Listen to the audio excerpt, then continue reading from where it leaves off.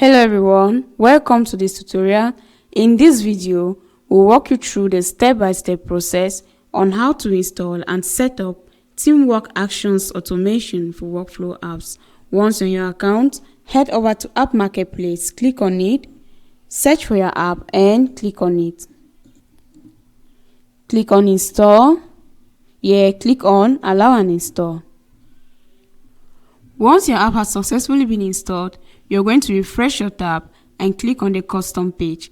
Then the interface of the app is going to pop up where you have access to your documentation. Under the tutorials, you're going to have access to the SmartQ video that is going to serve as a guideline on how to get the necessary credentials to set up the app. We equally have the configuration walkthrough video that's going to help you on how to set up the app. We have the setup. Here we can see the status of the app, which shows that our app haven't yet been connected. But no worries, we're going to walk you through on how to connect and set up the app.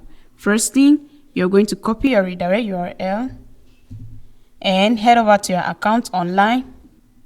Once you're under the Teamwork Developer Portal, you're going to click on Create Your First App. You're going to enter your app name. You're going to fill the various information. And here you're going to paste your redirect.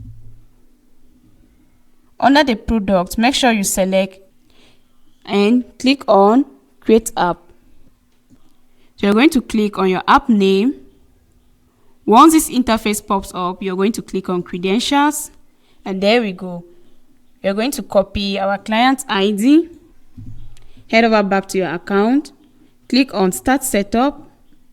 You're going to paste your client ID. Go back to your account online, click on Reveal, and copy your client secret. Head over back to your account. You're going to paste your client secret. Go back to your account online.